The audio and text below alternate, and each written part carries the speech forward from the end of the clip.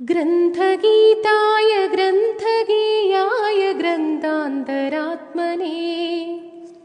गीतलीनाय गीताश्रयाय गीतवाद्यपठवे ध्येयचरिताय गायकवराय गन्धर्वप्रियकृपे गायकाधीनविग्रहाय गङ्गाजलप्रणयवते गौरीस्तनन्दनाय गौरीहृदयनन्दनाय गौरभानुसुताय गौरीगणेश्वराय